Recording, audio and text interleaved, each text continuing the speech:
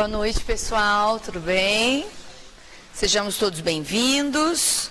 Então, a lição que está separada para a nossa leitura hoje, ela está contida na obra denominada Paz Íntima. É a lição número 8, que se chama A Lição do Mestre. Vejam a profundidade. Quando sua figura imponente apareceu, uma emoção dulcíssima percorreu a multidão atenciosa. Os olhos tranquilos, derramando claridade de luar, e a postura nobre, aureolada de suave luz, compunham um conjunto harmônico que lhe dava a transcendência superior. Abrindo a boca, em resposta às mudas interrogações da massa, ele elucidou: não sois o que suportais. O vosso fardo de ansiedades e de dores não significa a vossa realidade. Na impermanência de todas as coisas e acontecimentos, sois vida da vida, com V maiúsculo, e realidade da realidade, com R maiúsculo. Nas passageiras demonstrações das ocorrências dolorosas, avançai na busca de vós próprios. O vento dos fenômenos sacode-vos, porém, causas que sois deles todos. Basta-vos alterar o rumo dos passos e se modificarão as vossas expressões. Olhai em derredor e constatareis que passais pelas águas do rio do tempo, e enquanto ele permanecer o mesmo no seu curso, diferente se vos apresenta o peregrinar. Dizeis: eu não sou isto, estes amargos efeitos, e erguei-vos para reencetar a marcha. Quem deseja alcançar o meio-dia, viaja com o sol do amanhecer e segue além, silenciando por um momento, a fim de que o povo lhe assimilasse a lição, ante a brisa branda que ciciava no alvoredo, ele voltou a falar: viajai para dentro do ser e examinai com as lentes da meditação os vossos sentimentos. Renascestes para o triunfo que vos aguarda. Não estanqueis o passo, demorando-vos no pódio das vitórias ilusórias. Vencedor é aquele que supera as más inclinações e doma as cruéis paixões. Tudo vos chama para o mundo dos enganos ledos. Buscai Deus, a certeza única de todas as certezas. Quando vos tornardes cinzas remanescentes do corpo, então evolarei em espírito e recuperareis a vossa plenitude, que ireis instalando desde já no imo. Vós sois luz, oculta em vasilhame grosseiro, que necessita de purificação. Reflexionai, buscando o vosso fanal, e afirmai desde agora: eu sou vitória, eu sou saúde, eu sou paz. Ao silenciar, pairava sobre todos os ouvintes uma doce esperança de felicidade. Sobre nós ouvintes também. Obrigado, Ariana. Linda mensagem, né? Bom, pessoal, então boa noite a todos. Na semana passada nós iniciamos a leitura, né, do capítulo 12, Triunfo sobre o Ego, do livro Autodescobrimento, uma busca interior, o item Libertação Pessoal, que vem exatamente ao encontro daquilo que nós discutimos sobre a libertação do ego, no sentido de que um ego liberto é um ego que dialoga com o self, né? Como é que a gente consegue fazer essa inter-relação, essa conexão desse eixo ego-self, despertando para os reais potenciais internos nossos, para a realidade nossa, e às vezes saindo da visão ilusória simplesmente do ego. Então, nosso objetivo hoje é ler esse capítulo, correlacionando com o que nós comentamos na semana passada e aprofundando ainda mais essas nossas discussões. Perfeito? Nós vimos a importância para esse diálogo do ego ao self, a importância da contemplação, né? De ter realmente que parar, que silenciar, é um processo importante. Na mensagem inicial, o autor fala de meditação, né? É a mesma coisa, no sentido de parar um pouquinho e olhar para si.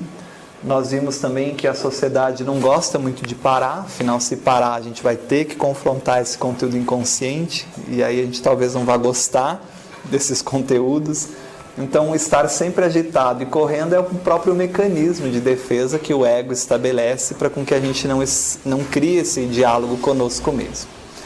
Mas eu estava pensando, antes de nós fazermos a leitura, a gente até começou, mas para com que fique melhor o entendimento disso, nós vamos trabalhar uma ideia rápida e simples, mas que vai ser importante para nós entendermos ainda melhor isso que a benfeitora fala nesse capítulo. Então, só recordando aqui rapidamente, quando nós falamos da estruturação do ego, acredito que vocês estejam lembrados, nós falamos que no início essa criança é um inconsciente, lembram-se disso, né? Ela não tem uma identificação de si mesma e nem um estabelecimento entre o que sou eu, o que é o mundo que está fora de mim. Tudo sou eu, tudo é o mundo, nesse inconsciente, nessa participação mística com o mundo, né? Como os autores nos trazem. E aí, o self da criança é o self de quem, nesse início do processo? É o self de quem está cuidando dessa criança, que a gente chama de relação primal. Provavelmente será da mãe. De forma geral, essa relação primal se estabelece mais efetivamente com a figura materna. Mas essa relação primal pode ser o pai, pode ser a avó, pode ser os pais, pode ser as mães, né? Pode ser o orfanato, como nós vimos, pode ser a cesta de lixo por um tempo, até que alguém acolha essa criança, né? Mas, à medida que esse inconsciente vai passando por situações de sofrimento e tendo a saciedade desse sofrimento, ou a não saciedade, né? Então eu estou num momento de sono, meu corpinho não sente nada, estou no inconsciente, de repente eu tenho uma necessidade fisiológica, isso me tira desse estado de repouso. Aí eu começo a identificar algumas coisas em mim, isso é saciado, eu volto para o estado de repouso. E esses ciclos vão acontecendo até que nesse inconsciente surjam aquelas pequenas ilhas de estímulos dessa consciência para a formação da consciência e posteriormente do ego. Então a gente discutiu esse aspecto de como sai da inconsciência, como forma a consciência, como se estrutura o ego.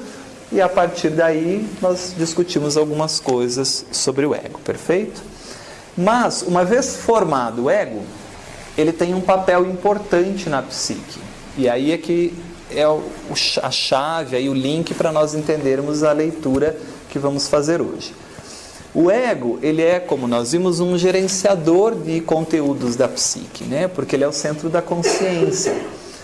E esse ego, uma vez estruturado, formado em nós, ele vai buscar satisfazer algumas coisas que são funções do ego na psique, né? Não é à toa que todos nós tendemos a fazer as mesmas buscas na vida, né, num determinado momento, porque é o ego que impulsiona isso.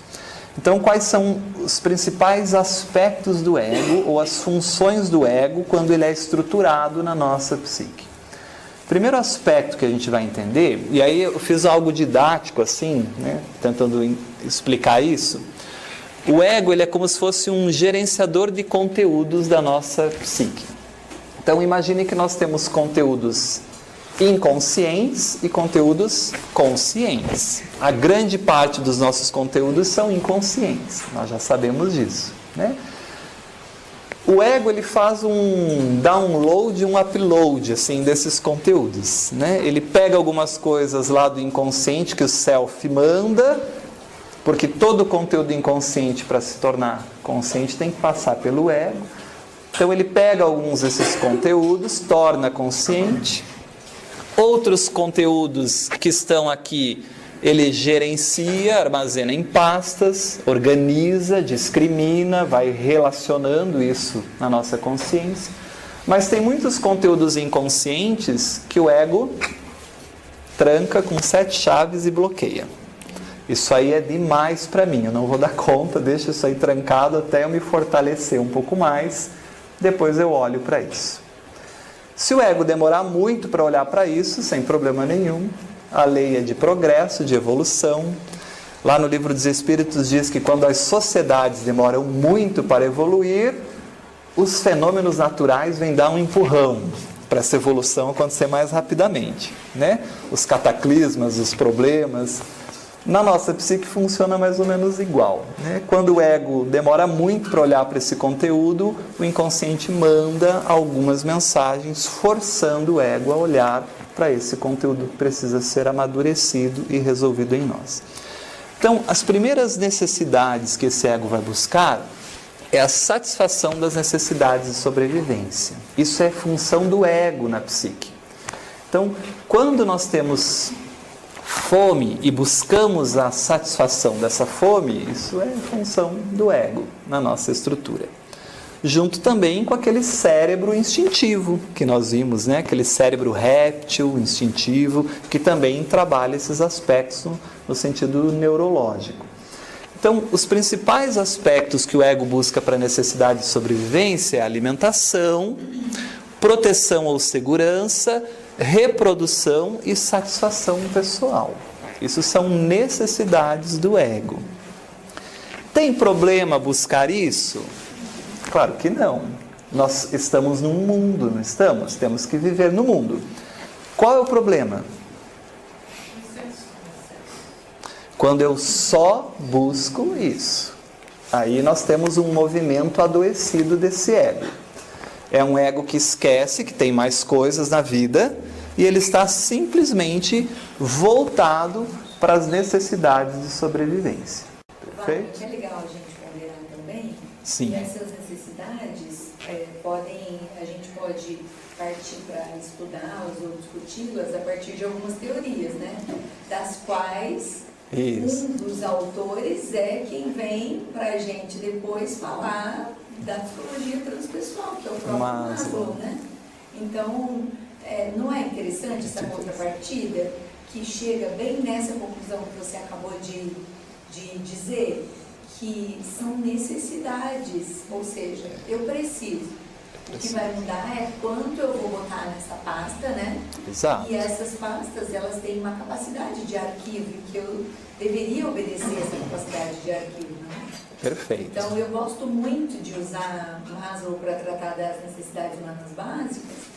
E depois que eu descobri que ele era o da psicologia transpessoal, eu amei mais ainda. Abraham Maslow, ele mesmo. Porque são necessidades que conversam entre si, não só as necessidades humanas, físicas, mas as transcendentes. Né? Perfeito. Porque para eu ir além, para as transcendentes, eu preciso primeiro ter algumas coisas das necessidades básicas satisfeitas, né? Ninguém vai buscar realizações pessoais se a preocupação principal é a alimentação e proteção do frio e abrigo, né? O Maslow também acho que foi o principal, ou aquele que sistematizou de um modo bem eficiente essas necessidades, tanto que elas são usadas em todas as áreas. Perfeito, exato. A pirâmide do Maslow. Então, essas necessidades de sobrevivência, elas estão em nós. E isso é importante, nós precisamos satisfazê-las. O problema está quando o ego faz um movimento exclusivo nisso. É isso que é importante nós entendermos. Agora pensem comigo. Quando nós encarnamos nos mundos primitivos, Quais eram as nossas necessidades? Você estava lá na caverninha com a sua família. O que você acordava e pensava? Hoje eu tenho que aprender sobre isso para ser uma pessoa melhor. Era isso que você pensava?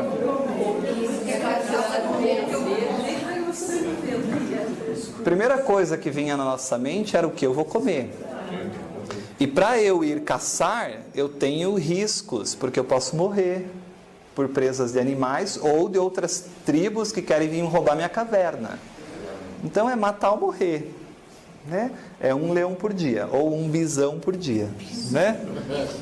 Então a gente sai para caçar, se estrutura numa sociedade tribal pequena, restrita, provê os recursos de alimento, satisfaz as necessidades e fica sempre atento para alguma invasão, para algum perigo, algo que coloque em risco a nossa vida. Por quanto tempo nós vivemos assim?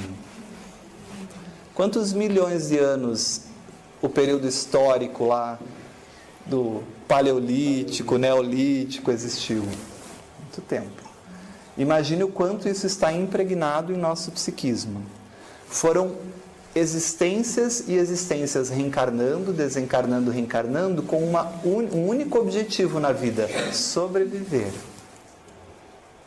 Então isso é tão impregnado em nós que até hoje muitas pessoas, muitos de nós, buscamos simplesmente isso na vida. Quando eu busco ter alimentações, quando eu busco ter muito dinheiro, numa ilusão de que eu vou ter segurança, que eu estou com dinheiro protegendo minha família, dando uma vida melhor para todos, garantindo o futuro das gerações, isso é uma visão ilusória do ego, de uma necessidade básica, mas que não corresponde a realmente o que é a função nossa. Porque não necessariamente eu ter, por exemplo, muita alimentação, muito dinheiro, muito isso, vai garantir que eu esteja seguro, né? Aliás, cria até mais problemas, porque às vezes eu vou ter que buscar mais coisas para sempre manter aquilo. Mas o que eu quero focar, e a benfeitora vai trabalhar isso, é que milhões... Vamos trabalhar em existências, não em anos históricos, mas existências e existências fazendo a mesma coisa virou um automatismo em nós. Um automatismo. Então é muito comum que a gente busque isso, às vezes, meio que no piloto automático, herança de todas as experiências daquele período, né? E a gente ainda vive na nossa sociedade assim. Vocês conseguem fazer a correlação com o que a gente vive hoje, com o tempo das cavernas? Mudou o cenário, o comportamento é muito parecido, né? Essa caverna que eu vivo, eu quero proteger a todo custo, e eu não quero que alguém roube de mim. Essa caverna pode ser o meu cargo, pode ser o meu emprego, pode ser qualquer outra coisa, né?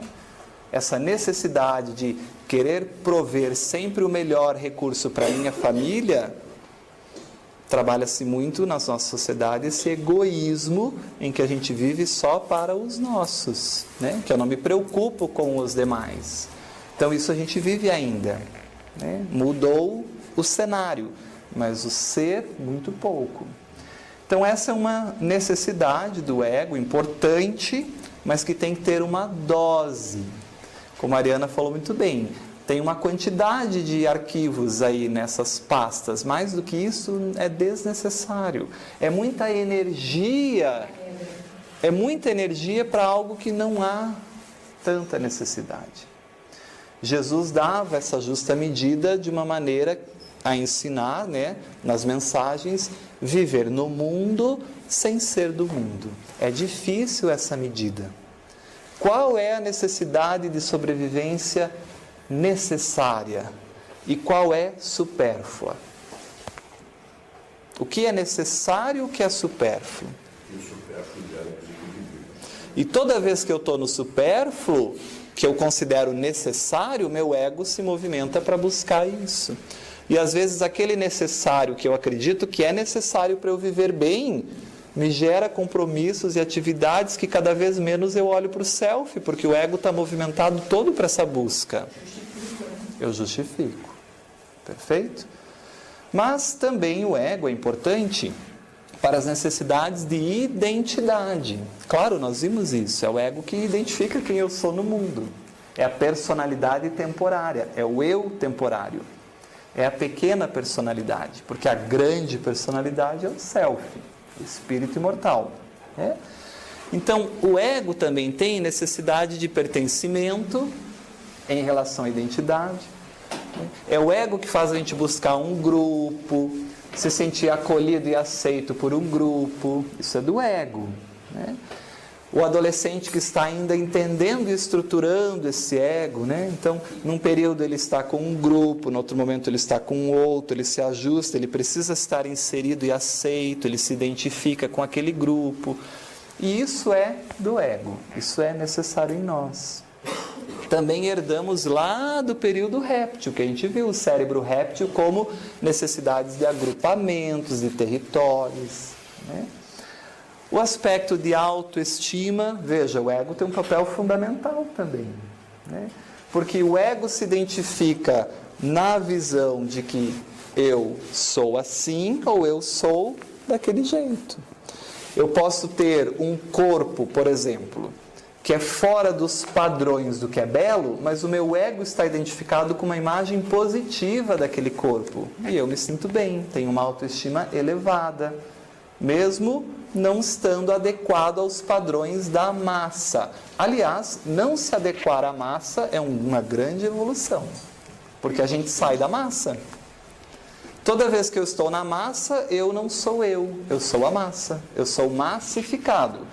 O processo de crescimento é sair da massa e se tornar indivíduo, individuado, não massificado. Esse é o processo oposto.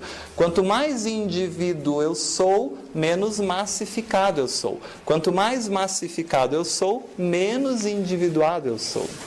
Né? Então, o ego é importante para esses aspectos também de autoestima.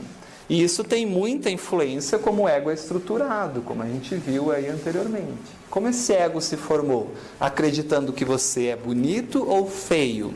Acreditando que você pode ou que você não pode? Com uma família sempre te colocando para baixo, dizendo que você tem que emagrecer porque você está gordo, está gordo, está gordo. São jogadas no filho, por exemplo, né? Ou com uma família que tem um entendimento melhor disso e vai dizer, mas você é linda como você é, e há pessoas magras, gordas, de todos os jeitos, de todas as cores, e tudo é lindo, porque a beleza está na diferença. Como eu estruturo esse ego? Isso também é um papel importante. Mas olha aqui também, a autorrealização. Poxa, será que eu estou feliz, estou pleno no que eu faço, gostei? Isso é aspecto do ego. Veja como o ego é fundamental. À medida em que eu sacio as necessidades de sobrevivência e de identidade, eu posso me preocupar com outras coisas. Vamos pensar assim, né? E aí o ego tem a função também de satisfação das necessidades transpessoais. E aí é muito importante. Quem cria o ego? Self. O self cria o ego para quê? Para ouvir o self. Para o self poder se manifestar na consciência, de maneira consciente. Para que o inconsciente se torne consciente. Por isso o self cria o ego. Então, satisfazer as necessidades do self, transpessoais, além do ego, é uma função do ego. Porque o self vai exigir isso. E se o ego quiser dominar o processo e não satisfazer as necessidades transpessoais, o self dá um empurrão para isso acontecer. Então, satisfação das necessidades transpessoais é a busca por Deus, é ter um sentido existencial, é cultuar os valores morais. Isso é do ego, sintonizado com o self, que dialoga com o self, porque ele está desenvolvendo os valores além da personalidade transitória. Ele já entende um pouco mais que a vida não é só necessidades de sobrevivência e identidade. Conseguem perceber isso? Tudo bem? Então, se a gente for pensar num paralelo da nossa vida, vamos imaginar que nós somos, na nossa vida, e essa metáfora é muito utilizada na obra de Jung, que nós somos como um sol, que quando somos criados, quando esse ego é estruturado, nós estamos no amanhecer do sol. E o sol do amanhecer até o meio-dia, ele é ascendente, ele sobe, sobe, sobe, sobe, ele ilumina, ele quer o lugar mais alto e ele brilha com muita força. Essa primeira parte da vida, aqui ó, amanhecer ao meio-dia, nós poderíamos fazer uma analogia, dividindo aí esse quadrinho no meio. Essa primeira parte em que o meu ego é estruturado, e o que o meu ego vai buscar, a gente pode dizer que na primeira metade da vida, o ego vai satisfazer as suas próprias necessidades, as suas próprias demandas. Então, na primeira metade da vida, a gente vai satisfazer as demandas do ego. Do quê? De eu ter um grupo, de eu pertencer a um grupo, de eu ser aceito, de eu me entender enquanto ser, né? De eu estar satisfeito em relação à alimentação, à segurança, ao conforto material, de eu ter um bom trabalho, para isso eu vou ter que estudar, então eu vou estudar, vou me dedicar, vou escolher uma profissão, vou buscar algo material, quero uma casa, daí quero um carro, daí quero isso, o ego quer, até por uma necessidade de autorrealização, que é transpessoal, mas ainda egóica. Consegue entender isso? Então, na primeira metade da vida, a única realidade que existe na nossa psique parece, para o ego, ser a experiência subjetiva que o ego tem de si mesmo. O ego não consegue estabelecer um diálogo com o inconsciente. Eu acabei de ser criado, eu estou para a vida, eu estou com os olhos para o mundo, para fora de mim. Então eu quero buscar o mundo, eu quero ter coisas, eu quero conquistar as coisas, conseguir as coisas, eu quero as coisas do mundo. Tanto que ele nem percebe o self. O objetivo nesse primeiro momento é satisfazer as suas necessidades próprias, ou as próprias necessidades de sobrevivência. Como eu vou viver nesse mundo? De forma geral, se eu tiver dinheiro, eu vou viver melhor. Então vamos buscar isso. Qual profissão ganha mais? É isso que eu vou fazer. Eu odeio, mas vou fazer isso, dá bastante dinheiro. Ou o que é pior, né? Os pais escolhem para os filhos. Não, você pode escolher o que você quiser dessas três, que dá bastante dinheiro. Então o ego ele vai buscar as próprias necessidades de sobrevivência, de competitividade, vai lutar com todos os esforços para evitar o desprazer. Sofrer é muito ruim. E eu quero as coisas, eu evito o desprazer, eu evito a dor. Eu quero me sentir poderoso e promover a mim mesmo. É a autorrealização egóica. É o ego achando que manda na casa psicológica. E o self está lá quietinho, dizendo assim, deixa inflar, deixa subir, deixa ir para o meio-dia, que depois eu puxo para baixo. Para perceber que não é só isso a vida. Eu faço cair do cavalo, eu jogo ele para a estrada de Damasco, eu faço morrer para se encontrar comigo, que é a imagem do Deus interno. E aí ele vai olhar para mim, nós vamos estabelecer um diálogo e vamos crescer juntos, num caminho melhor. Então essa primeira metade da vida, Jung define de primeira metade da vida, aconteceria na época entre os seus 35 e 40 anos. Hoje nós vivemos um pouco mais, né? Então isso pode ser protelado. Mas isso não é uma regra física, é uma regra cronológica. Existem espíritos mais desenvolvidos no sentido self, né, que já tem uma maturidade do ego para dialogar com o self, e nós vemos pessoas muito jovens que já não estão aqui nessa busca louca para ascender, né? Ou estão ascendendo com equilíbrio com o self, nesse diálogo. Então isso não é uma regra, mas de forma geral é assim que a gente busca a nossa vida num primeiro momento, né? E aí tem muitas coisas que eu gostaria de fazer, que eu gostaria de vivenciar, de experienciar, mas eu não posso, porque eu tenho que pagar conta, eu tenho que me estabelecer enquanto profissional, eu tenho que ser bem-sucedido, então eu vou deixando isso para depois, porque agora não dá tempo, meu ego tem que se submeter às coisas externas que precisam ser da matéria. A preocupação do ego é ascendente com o mundo exterior, e ele ignora praticamente o mundo interior. É um diálogo com o fora, com as necessidades pessoais. E aí, claro, um ego que olha para fora, de quem é a culpa das coisas? Minha que não é. O ego não olha para dentro, para perceber que a responsabilidade é nossa. Então é um momento em que o ego joga nos outros a responsabilidade sobre tudo. Não, é o fulano que é o problema, o ciclano que é o problema, é isso, é aquilo, é o meu filho, é o meu marido, é a minha mulher. Tudo está fora de mim, porque eu estou nesse momento ascendente até o meio-dia.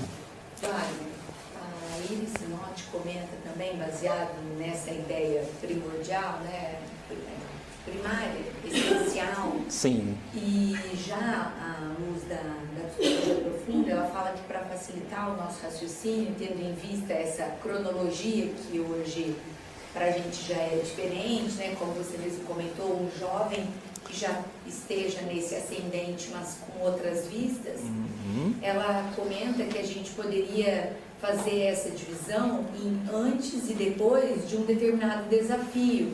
Que aí seria o aceitar o chamado ao desafio da jornada heróica, né? Então eu gostei que nós vamos ver isso lá na jornada heróica. Isso, porque aí você poderia... tendo em vista que essas demandas do ego, elas vêm acontecendo ao longo da nossa existência, elas não acontecem em bolos, né?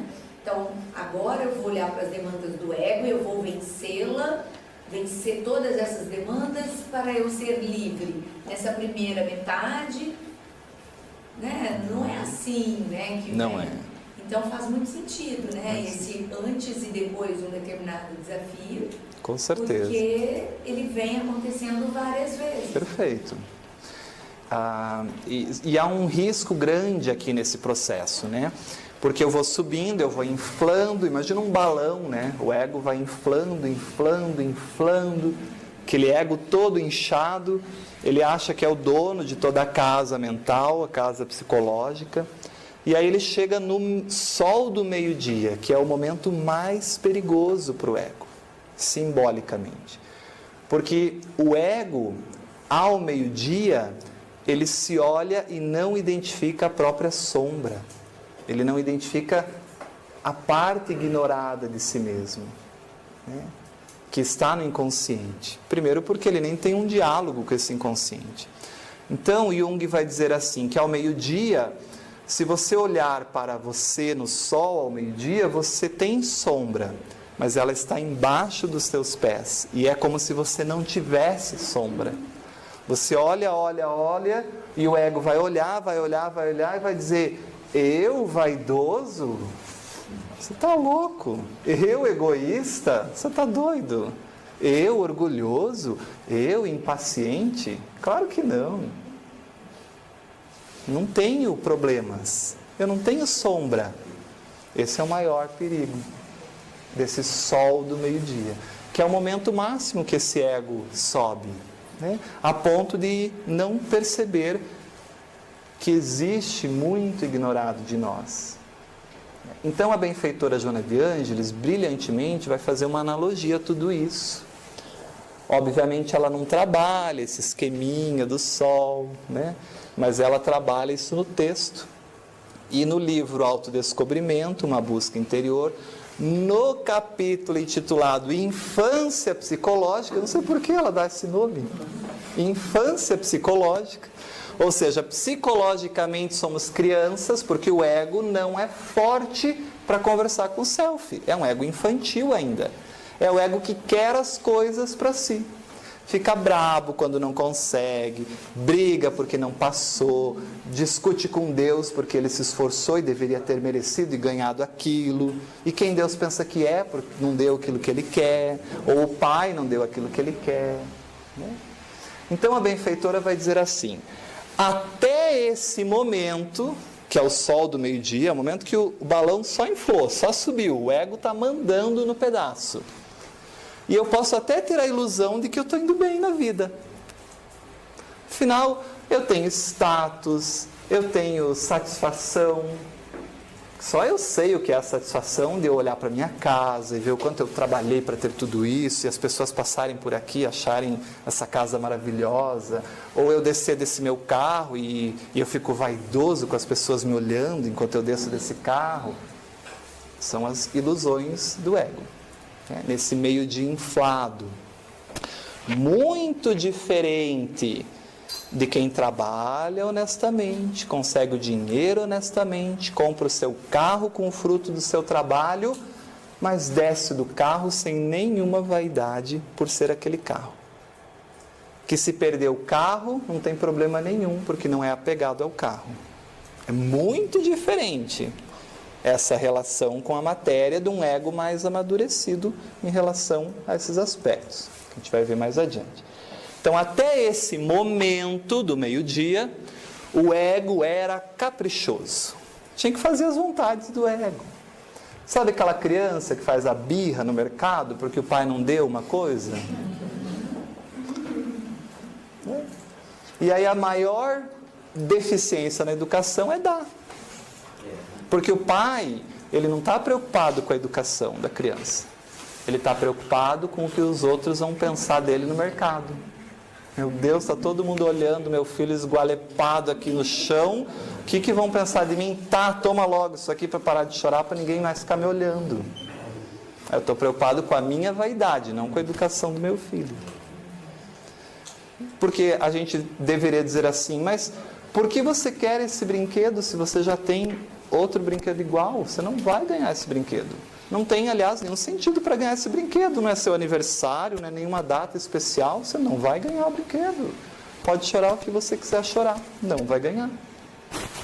E a criança vai chorar. Porque ela vai testar o pai. E aí ela aprende. Com a avó, aliás, com o pai chora 10 minutos. Com a mãe 25. Com a avó não precisa chorar, só pedir. Vai testando. Agora, se a criança entende que ela não vai ganhar e entende o porquê, ela vai continuar chorando. Mas se o pai e a mãe não cedem, ela entende aquilo. E se processa num novo desafio como um crescimento. Não adianta eu chorar nem meia hora que eles não vão me dar, então eu não vou chorar. Mas é um processo, né? Mas eu acho que está tão comum chorar, que na verdade chama mais atenção quando a criança vai na loja e sai normal, sem chorar. Muito interessante. Você não vai chorar para ir embora? Aí eu falei para você do caixa que você não viu o discurso antes de vir de casa até chegar na loja. Aí ela riu. Mas aí eu estou criando valores, né? A gente está fortalecendo esse ego para ser, para se identificar com o self. E não para ficar inflado no ego. Porque quem está inflado no ego vai valorizar a roupa e não o ser humano. Vai valorizar o tênis e não a pessoa. Esse é o ego caprichoso. Vai valorizar com que carro ela chega e não quem é que chega. Vocês entendem o que eu quero dizer? E se a pessoa que desce do carro se acha o máximo porque está todo mundo olhando para ela naquele carro, também é um ego caprichoso. É um ego que está inflado.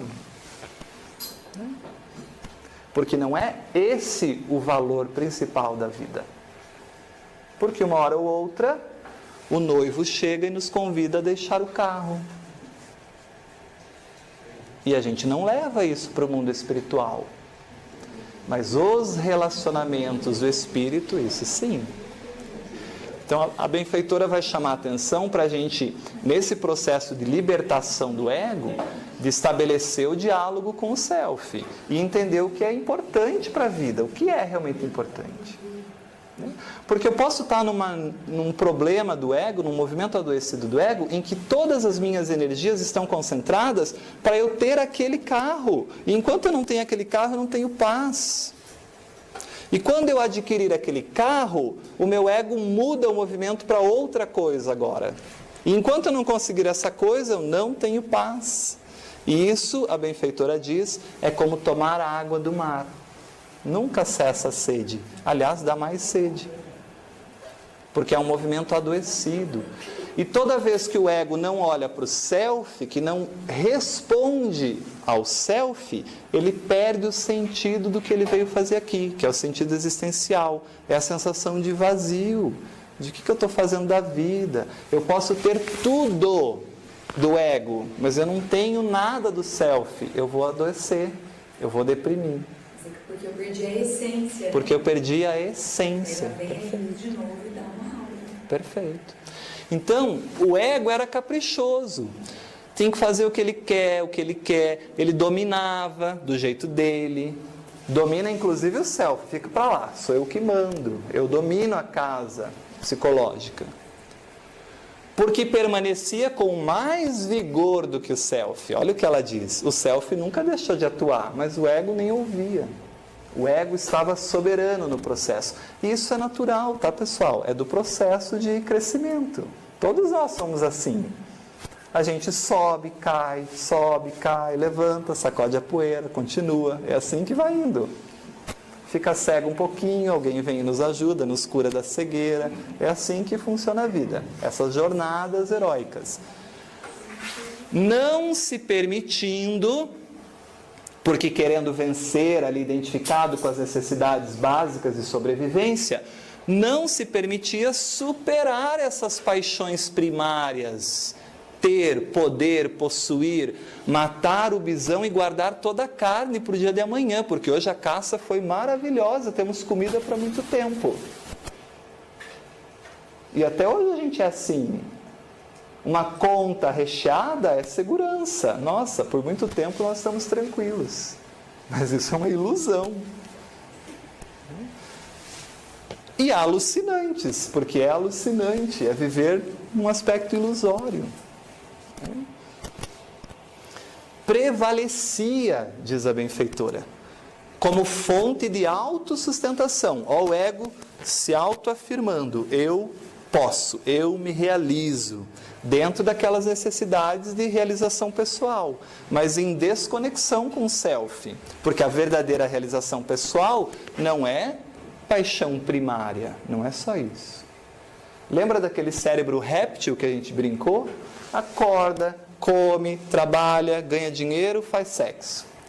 No outro dia, né? Lembra daquilo? Está nessas necessidades primárias ainda, básicas. É. Não necessariamente nessa ordem, não necessariamente todo dia. Não na mesma frequência. Né? Prevalecia como fonte de autossustentação, escamoteando essa inferioridade, porque é um movimento de quem ainda não entendeu o que faz aqui. Não é um movimento superior, né? É um movimento de um ego fragilizado, inferiorizado ainda. Através de reações intempestivas, caprichosas, com efeito natural da má formação do caráter psicológico. Então, é aquela criança que na relação primal estrutura um ego e que esse ego vai criar, sair para o mundo e os pais vão permitir que isso aconteça exclusivamente, sem trazer esse ego para a conexão com o self. Olha o papel da educação aí, como é importante, que é a educação do ser, né? Agora, eu também posso ter a educação do ter, né? Posso ter a educação do ter. Eu posso dizer para o meu filho que, ó, filho, você tem que se relacionar com gente assim que é legal, que é do nosso jeito, ó, o celular tem que ser esse, isso que é um celular bom, tá, meu filho? Tênis, esses tênis são os melhores. Olha, essa marca de roupa. Eu posso ensinar meu filho a ser assim também, na mesma doença que eu tenho. Não posso? Como eu posso ensinar o meu filho de que, realmente, meu filho, a casa do seu amiguinho é linda. E existem tantas casas, né? Casas maiores, casas menores, casas compradas, casas alugadas. A do papai é alugada. A gente ainda não conseguiu comprar a nossa casa. Mas nem por isso ela é feia, ela deixa de ser importante. Olha quem vive aqui, que legal. Aliás, o importante nas casas, meu filho, são os relacionamentos das pessoas que ali vivem. Não importa a casa, importa quem vive, como se relaciona. Isso é lindo na educação. E esse tênis que você quer, que seu amiguinho na escola tem, papai não pode comprar. Nós não temos dinheiro para comprar esse tênis, mas eu tenho para comprar outro, que tem a mesma função. Aliás, vai fazer a mesma coisa. E quando algum amiguinho disser para você que você não tem o tênis da moda e que por isso você é isso ou aquilo, você pode dizer para ele que o seu pai disse que não é o tênis que faz você ser da moda ou não, que é quem você é, que a importância é quem eu sou. E a gente vai educando o nosso filho, esse ego, a olhar para o self. Mas para isso tem que ter coragem. Primeiro, os pais têm que vencer os próprios aspectos sombrios. Porque eu tenho que deixar de me importar com o que o outro fala. Então, educar esse aspecto. E ela continua. Nas fases primeiras, então nesse primeiro momento da nossa vida, esse ego desempenha papéis relevantes, tais o da preservação da vida. Que bom que nós temos ego. É o ego que preserva a vida, necessidades básicas. Estou com fome, estou com frio, estou com sede, quero dormir. Dos direitos ao prazer, transitórios, ela coloca entre parênteses. Por mais que o ego satisfaça, nós temos que ter noção que é transitório esse prazer. Mas é importante, a satisfação desses prazeres. O problema é quando eu só quero isso. O equilíbrio é que é o caminho. Allan Kardec, em O Livro dos Espíritos, vai dizer noção do que é o necessário e do que é o supérfluo na vida, que é difícil isso, mas é por aí o caminho. Do atendimento das necessidades fisiológicas, dos valores pessoais. Simplesmente fixa-se nisso. Esse é o problema do ego. Ele se fixa tanto nesses aspectos e vive só para isso. Constritor. E passa aí a condição de algoz, dominando as paisagens do ser, domina toda a estrutura psicológica e sombreando-as para permanecer em predomínio. Quer ser o dono da psique, quando a gente viu que o ego é um bom servidor. Ele é um bom servidor do self, não um bom dono. E que bom que o self não obedece o que o ego quer. Porque às vezes o ego quer isso e a vida faz tudo diferente, respondendo ao self. Ainda bem, porque o self é sábio, o ego nem sempre. Nesse estágio que nós estamos, o ego dificilmente vai querer coisas para engrandecer o self, vai querer coisas que não causem sofrimento. Como nós comentamos semana passada. O ego não vai fazer a reflexão, nossa, eu vou crescer muito passando por essa dificuldade, então tudo bem. O ego não faz essa análise. O ego diz assim, quando é que vai acabar esse transtorno, esse sofrimento, essa coisa na vida? Então ele quer mandar e gerenciar a casa mental. Elastecendo-lhe a visão, ou seja, dilatando, ampliando, estendendo, elastecendo-lhe a visão e apontando-lhe o si, olha lá, agora o self começa a se manifestar. Quando o self manifesta um pouquinho que o ego olha para aquilo, o que o ego faz? Não, isso aí eu não quero não, eu quero continuar mandando na casa. Está tão bom a vida assim, quero continuar agindo assim. Quando o self manda uma mensagem, que é o que ela diz aqui, quando o self amplia a visão do ego, tem mais coisas do que isso aí, tá? Olha para mim. Apontando um pouquinho o self, o ego reage com violência e estertora-se, agoniza, sofre, se desespera à medida que perde espaço psicológico. Então ele vai olhando para o self, vai dando aquele medo de que realmente eu não sou nada do que eu penso, quem manda é o self. E esse olhar do ego ao self é sempre visto como um problema para o ego, uma perda, um sofrimento, alguma coisa ruim. Agora, não tem como o ego recusar olhar o self. Por mais que ele brigue, esperneie, à medida em que vá perdendo espaço psicológico, vá sofrendo e agonizando, o self vai ultrapassar esse ego em vitória culminante. Ou seja, nós fomos criados para que o espírito que há em nós se manifeste além dessa personalidade transitória do mundo. É isso que ela está dizendo. Vós sois deuses. Vós sois luz. E a vitória é quando esse self integrar todo o conteúdo e o ego poder assimilar e olhar para todo o conteúdo do self. Daí não tem mais sombra nenhuma. Tudo que é inconsciente, o ego assimilou, integrou e iluminou. Virei espírito puro.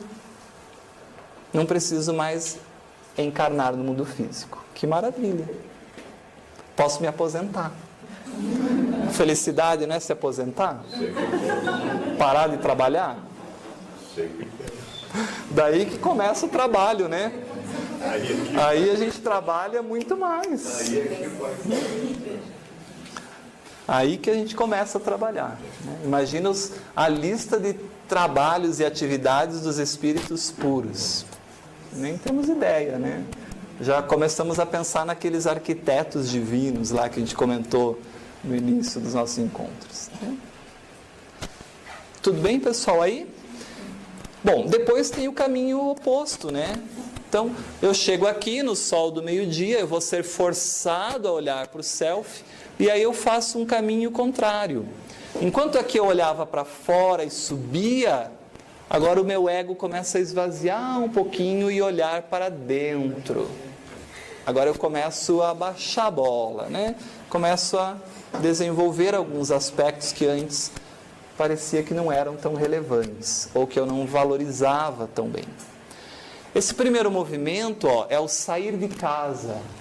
É o self cria o ego sai da casa, do Deus, do self, e vai ganhar o mundo. O ego se estropia, se acha Deus, mas se estropia, se arrebenta, reconhece que não é tudo aquilo e volta para casa. Então, esse segundo movimento é o retorno para casa. O retorno para Deus, para o encontro com Deus. Ou podemos dizer um movimento em direção à totalidade de quem nós somos. Agora começa um movimento diferente. Antes eu estava no mundo, agora eu começo a perceber que eu volto para quem eu sou em essência. Começo a buscar valores que são diferentes daqueles que eu dava importância nessa primeira metade da vida. Percebo que agora o dinheiro tem sua importância, mas não é tudo isso que eu dava a ele. Eu percebo que o status, isso não é relevante. E me liberta um pouco dessas coisas. Eu percebo que agora mais importante é eu fazer algo que eu gosto, é eu estudar algo que eu gosto, é eu crescer em algum aspecto que eu sempre quis fazer e não podia. E agora que eu estou até mais estável financeiramente, até posso fazer isso. Ou não. Vou reorganizar a minha vida para mesmo não estando estável financeiramente, fazer aquilo que eu sempre quis fazer, mas que nunca pude. Porque antes estava criando filho, antes a minha atenção era essa, e agora consigo. Então a gente começa a fazer uma conexão conosco mesmo, com quem nós somos realmente. Então a gente fala que é um movimento em direção à totalidade, ao interior, ao self. Né? Isso acontece quando o ego está forte para olhar para o self. Porque eu posso ficar nesse movimento até desencarnar. Eu posso ficar nessa primeira metade, nesse primeiro ciclo, buscando essas coisas da vida exterior durante a vida toda. E chegando lá no final da vida achando que eu sou um fracassado, porque eu não consegui dinheiro, não comprei a casa, não consegui tudo que os meus amigos têm, afinal eu sou um fracassado na vida. É a visão ilusória do ego que está focado ainda nesse aspecto. Aí vem a desencarnação e tira o ego dessa visão ilusória. Wagner, você reencarnou para isso. Contrato. E olha o que você fez da vida. Daí, com a consciência mais ampliada no mundo espiritual, cai a ficha. Nossa, realmente. Olha, eu só reclamei dessa dificuldade, e era nessa dificuldade que eu devia ter aprendido isso aqui, que eu me comprometi, até estudei. Pois é. E agora? Vou começar de novo. Vamos refazer o processo. Então, quando o ego está mais maduro, ele faz essa conexão para encarar o self. Quem sou eu? Para que eu estou aqui? Qual o objetivo da vida? Qual o significado da minha existência? Qual a finalidade disso tudo? Né? Então, começa a ter confrontações com aquilo que eu sempre vivi. Confrontações com o que o ego sempre acreditou. Até uma confrontação máxima, que é a morte física. Porque é difícil morrer, gente. O ego não quer morrer. Desapegar do corpo, desapegar das coisas, da família, dos laços que a gente cria, isso também é uma grande limitação nossa. E quanto mais dificuldade eu tenha para isso, mais vai ser a minha morte, mais doída vai ser a minha morte, né? Em todos os sentidos. Então essa segunda metade da vida, se é que a gente pode chamar assim, é um movimento oposto. Eu não vou mais para o mundo exterior. Agora eu venho para o mundo interior do atendimento das necessidades do self. É um ego que dialoga com o self. Então o ego se relaciona com o self novamente, não agora como uma identidade inconsciente, mas sob a forma de um encontro consciente. Sua benfeitora tem um livro chamado O Ser Consciente, que é quem consegue pegar o conteúdo inconsciente e tornar consciente. O ego agora dialoga com o conteúdo inconsciente do self, tornando-o consciente. Isso é a evolução. Olha que bonito, já comentamos isso. A dinâmica da vida é o ser o inconsciente, daí eu vou ter que criar uma consciência e gradativamente tornar consciente todo o meu inconsciente. Esse é o processo da vida. Quando o ego tornar consciente todo o inconsciente, eu sou espírito puro. Eu integrei o self ao ego. Essa é a dinâmica da vida, não tem mais sombra. O ego se curva ao self. Acho muito bonita essa expressão. Num movimento descendente de humildade e desapego das ilusões egóicas. A gente começa a perceber assim, tudo aquilo que eu vivi até agora realmente acho que não é tão importante. Tem coisas mais importantes na vida. E a gente começa a fazer um movimento de valorização de outras coisas. Isso é claro para vocês? Vocês conseguem identificar isso no comportamento de vocês? Conseguem mesmo? Há necessidade de adaptação ao mundo de dentro, não mais o mundo de fora, que até então era relativamente desconsiderado. Eu coloco aqui, era desconsiderado, né? Não me relacionava com esse self. Agora eu vou ser forçado a me relacionar com ele. Então olha o que a benfeitora vai dizer. Primeira metade da vida ela chama de, naquele capítulo, infância psicológica. Agora ela vai chamar de conquista do self, ou conquista do si, que é a mesma coisa, ou do si mesmo. Então olha o que ela vai dizer. A reflexão em torno dos objetivos da existência física. Qual o objetivo da vida? Qual o objetivo do meu trabalho? Qual o objetivo da minha família? Para que eu estou aqui? É imperativo, relevante para o amadurecimento psicológico. Quem não para, contempla, medita e reflexiona sobre os objetivos da existência física, não consegue se conectar com esse self de uma maneira mais amadurecida. Quando eu paro e me pergunto, meu filho, o que você ama fazer? Pai, eu amo matemática. E eu quero ser professor de matemática. Bom, meu filho, então a gente vive num mundo de provas e expiações. Você já viu o salário de professor no mundo de provas e expiações? Você está ciente de que você vai ganhar financeiramente isso. E aí você vai ter então que adaptar a sua vida para que as suas necessidades estejam nesse valor. Sem nenhum problema, meu filho. Sem nenhum problema. Se é o que você ama, é o que você gosta, seja feliz e viva dentro do que você mais gosta de fazer. Isso é valorizar o ser. Às vezes a pessoa faz o que ama com tanto prazer, descobre algo novo, ganha mais dinheiro do que quem buscou o dinheiro. Não dá para saber. Essas coisas são... né? Mas esse é o sentido. Reflexionar sobre os objetivos da existência física. Parar e pensar. Senão não consigo entender. Fator indispensável para a harmonia do indivíduo que agora se abre para o encontro com o self. Com o si, que não é mais superficial, ego. É o si profundo, inconsciente, o espírito imortal. Nossa, é para isso que eu vim, é isso que eu quero, é isso que eu gosto de fazer. Se para você é importante esse aspecto todo, para mim é importante esse outro aspecto.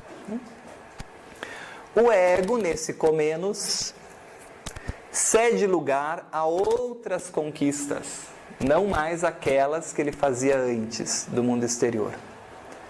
Conquistas agora que repartem júbilos. O ego também vai ficando feliz. O ego vai se autorrealizando, mas agora numa relação com o self, se realizando num diálogo transpessoal, de realização transpessoal do próprio self. E aí começa a perceber que é muito mais gostoso, talvez, conviver com os filhos mais tempo. Por exemplo, isso é muito pessoal, tá? Cada um tem esses encontros, porque é muito individual esse caminho, né? Enquanto compartem identificações realizadoras. Olha lá, ego e self compartilham a mesma maneira de pensar. Identificam-se em questões que realizam tanto o ego quanto o self. É isso que ela está dizendo. Agora o ego se tornou um bom servidor do self, do dono da casa. O dono das ordens, quando volta, está tudo certinho. O mordomo cumpriu certinho as ordens de quem manda realmente na casa, que é o self, que é o dono. Agora, o self dá as ordens para o mordomo, o dono da casa dá as ordens para o mordomo. E ele faz tudo oposto do jeito que ele quer, achando que ele que manda, não dá certo. E a ausência de angústias, olha lá a falta do sentido existencial, cessa. Aliás, um bom sinal para a gente ver se a gente está dialogando e ouvindo o self é o quão angustiado a gente vive. Se eu tenho muita angústia, uma coisa que eu não sei explicar, falta algo, a sensação de que falta algo, eu estou num movimento egóico, não dialogando com o que o self quer que eu busque. E a chance desse falta algo evoluir para a tristeza, para o pânico, para a depressão, para qualquer outro transtorno, é muito fácil. Então é um sinal de alerta. Né? O que é, Ari? Mas é um convite, né? Se a gente já com certeza. Por isso que eu tenho que parar para contemplar. Eu tenho que ter esse momento, como ela diz, de refletir em torno dos objetivos da existência. Wagner, olha aqui na mensagem inicial, eu estava aqui marcando umas coisas que guardam relação com essa obra que nós estamos conversando. E aí ele fala assim, bem lá no finalzinho, vós sois luz, oculta e vasilhame grosseiro que necessita de purificação. Perfeito. Quando fala em vasilhame grosseiro, não tem como não lembrar do vaso de barro do Paulo, é igual frio. E aí olha lá o que está falando, uma frasinha de Paulo. Mas parece esse vasilhame grosseiro como o ego que não se identifica com a luz do self, não parece? Não, Wagner. Ah, tá bom, você vai falar isso. Então tá. Olha lá. Desculpa. Isso é uma vingança das vezes que a gente cruza o seu caminho. Olha lá. Temos, sabe, porém... o parto que eu tive, eu descobri a lição. Fiquei quase matado. Temos, porém, esse tesouro em vasos de barro, para que a sublimidade seja da virtude de Deus e não de nós. O que ele está falando? O que ele está falando aí? Tá vendo? Depois dizem que Emmanuel não é psicológico, né? Psicologia pura. Falando de ego e self e de diálogo de ego e self. E o que eu tenho que... Então não é o vaso que vai mudar, né? Eu não vou conseguir mudar o vaso de barro para outro tipo de vaso. Mas vai mudar o meu olhar para esse vaso de barro. Perfeito. Isso aí. Maravilha. Wagner, você está colocando isso daí como uma reencarnação, né? Pensando numa existência física. Eu acho que é uma Mas isso se amplia. Essa segunda etapa aí, pelo menos muito pouco, eu acho. A gente fica muito nessa primeira etapa, na maior parte das existências. Por isso que a reencarnação é maravilhosa, né? E amplia a visão junguiana. Porque para Jung a gente teria que fazer essa individuação o máximo possível que uma vida permite. Mas que é sempre limitada, né? Porque por mais que eu vivo muito pouco. Ele encontrou uma pessoa que faz isso, mas obviamente que a criatura já vinha trabalhando. Fica sem sentido sem a reencarnação. Como é que você vai conseguir isso numa existência? Por isso a transpessoal amplia isso, né? Mas sem dúvida a gente pode pensar nisso em relação a uma existência. Posso pensar isso em relação a um enfrentamento de problema, uma jornada heróica. Posso pensar isso em relação à minha existência imortal. Tipo, início, fim. Quantas subidas e descidas para eu chegar ao Cristo? Quantas vezes eu vou ter que melhorar esse barro para com que essa luz aflore? Esse vaso para que essa luz... Para receber o vinho, né? Maravilhoso. Exatamente. Michael Jordan, ele é o topo, ele foi o máximo, mas ele conta quantas vezes, entendeu? O cara não é da noite pro dia. Aí ele conta quantos fracassos ele teve para atingir o topo. Exato. Só que ele não desistia nunca. Atingiu, é assim. Perfeito. Então, quando a gente tem esse diálogo, isso vai tirando as angústias que nós temos. Até porque a gente muda a visão. Então, antes eu vivia para cá, para essa angústia louca de ter, poder, possuir, conquistar, eu percebo que isso não é o mais importante na existência. E aí isso tira um peso. Eu concentro a energia que estava movimentada no ego para outras áreas e outras possibilidades para me desenvolver. Então a benfeitora diz ali, favorece a visão lúcida do sentido existencial da vida. Eu começo a entender o que é importante verdadeiramente durante a minha existência no mundo físico. O que é? São as coisas somente do mundo? Não são. Né? Então é a justa medida entre o que é do mundo e o que não é. Só que o ego tem sempre essa tendência de querer mais, né? De não estar satisfeito, de querer armazenar. Diga, Adri. Eu pensei, com base nas tuas colocações, na verdade, quando você faz um olhar diferente do que a manada vai, é como se a gente estivesse nadando contra a maré e existe um preconceito grave. Você já pensou, imagina, na vida prática, uma pessoa bem-sucedida, o pai ou a mãe, e ela chega num momento que ela desiste da sua profissão para se dedicar mais aos filhos e àquilo que ela acredita que é melhor, Nossa, ou ele ou ela. A sociedade vai fuzilar. A sociedade, começando pela família, não vai entender. Não vai E aí, entender. então, assim, ela realmente tem que querer aquilo, porque ela vai enfrentar uma situação contrária bem forte. Então, é uma coisa assim que é muito do self mesmo. É muito Porque isso. quando ele vem e não tem nada que segure, mas aquilo, a pessoa estando ciente disso, ela vai viver essa realização aí, independentemente Realizadora. do que o mundo tem de opinião. Perfeito. Aliás, isso aí realmente não vai importar em nada. É. Mas você vê como que é uma coisa assim muito fora do contexto que a gente tem na atualidade, como disse a Denise. É o caminho contrário. Caminho contrário. Exatamente. Hoje, o que a sociedade diz e vende como uma pessoa bem-sucedida? Financeiro. Ter O que é ser bem-sucedido? Ter sucesso. poder de cérebro, falando. isso. Poder, sucesso, mídia, fama, status, dinheiro, né? Agora, adianta eu ter tudo isso e esquecer o espírito imortal que eu sou? Adianta? Jesus propunha a mesma reflexão. De que adianta o homem ganhar o mundo e perder a si mesmo? Jesus propunha esse aspecto. Então, eu esqueço de quem eu sou.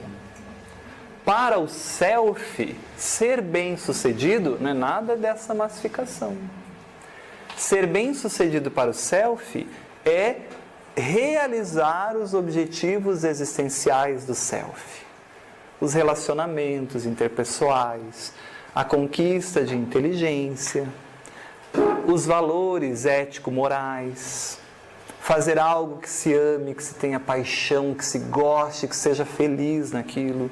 Isso são valores do self. Independentemente de estar isto vinculado às questões materiais ou não. Porque eu posso ter muito dinheiro.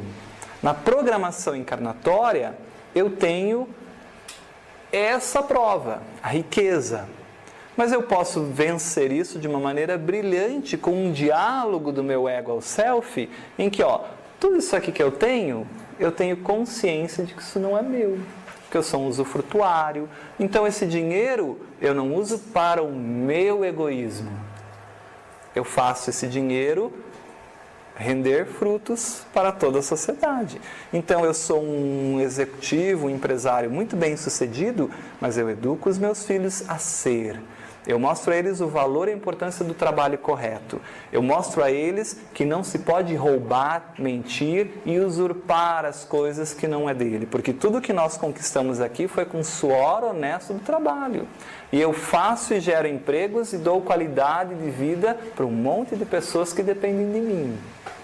E ensino a mim mesmo, nesse diálogo consciente com o self, de que tudo isso aí é transitório. Porque tem coisas maiores e mais importantes do que tudo isso. Gente, ao desencarnar, eu sou aquela pessoa que que Jesus diz que dá uma moedinha, e quando voltou tinha um monte de moedinha. É o administrador bom.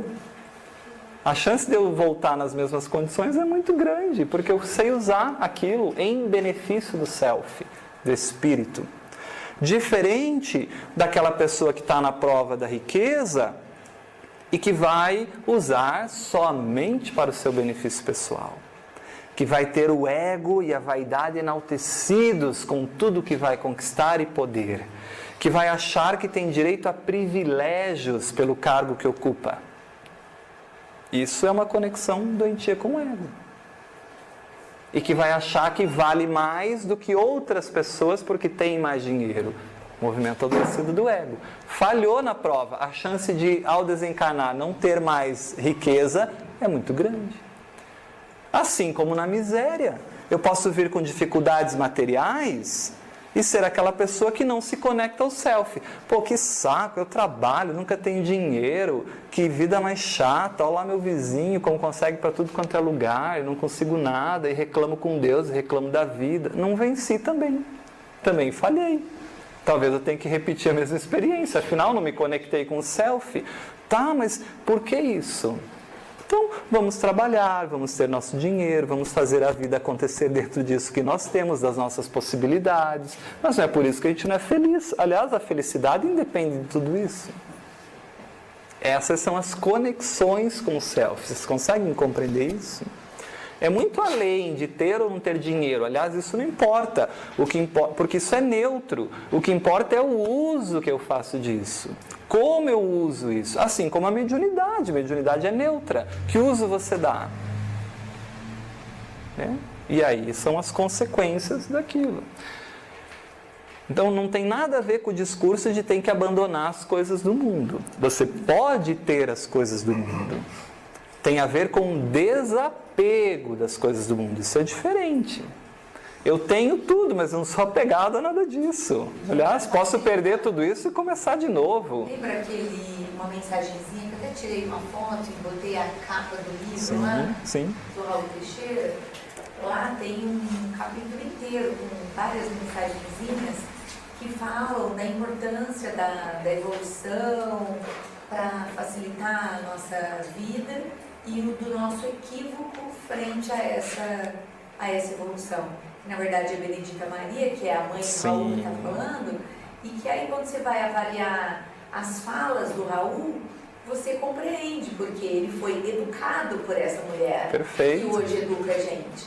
Né? Maravilha. Então ele fala muito, a modernidade trouxe pra gente a máquina de lavar louça, a máquina de lavar roupa, a máquina de não sei o quê, a máquina de não sei o quê. Que é para usar tudo isso, né? É para usar. Para liberar o... Para se liberar de tempo, para que você possa então ficar com seus filhos. E aí o que a gente faz? Já que sobrou tempo, eu vou pegar uma hora extra no trabalho, eu vou prestar outro concurso, porque o ego se ocupa de mais coisas, né? Que aí eu consigo melhorar o caixa da família, e com o caixa da família eu consigo, a hora que meu filho reclamar que eu não estou junto, eu dou lá o brinquedo que ele quer. Isso aí. Né? Então, e aí depois eu estava ouvindo também o Mário Cortella fazendo uma fala num desses videozinhos virais, e aí ele fala assim, você pode perceber que hoje em dia, quando você vai comprar uma casa ou um apartamento, o que vai ser amplo é a sala, o quantos banheiros cada quarto tem. Ué, então por que as pessoas não podem usar o mesmo banheiro? Então tá, tem um quarto, um banheiro para cada quarto. Agora vai olhar o tamanho da cozinha, é um ovo. Então as pessoas não privilegiam mais a reunião em família, porque quando você pensa em reunião em família, você já pensa que é logo na cozinha, né? A cozinha é minúscula, porque as pessoas se restringem aos seus quartos. Então eu não posso nem sair do quarto para ir ao banheiro, eu tenho que ter o meu próprio banheiro. Não, olha, não é muito legal a gente pensar que é um reflexo. Eu sou uma estampa de mim, que coloco para fora, que me identifico com outro, e aí tá do jeito que tá. Não é verdade? Por isso que a sociedade é o reflexo da nossa podridão interna. Não é? Exatamente. Esse da cozinha e do banheiro, para mim, foi o máximo. Porque é verdade, né? Perfeito. Excelente. Bom, subir. Como é que eu desço? O que a vida faz para eu descer? Tem um mecanismo maravilhoso aí que a vida cria, né? Primeira metade da vida, atendimento ao ego. Segunda metade da vida, busca pelo self. Mas tem um momento aí de mudança, né? Como é que a gente faz para mudar? Alguém tem ideia?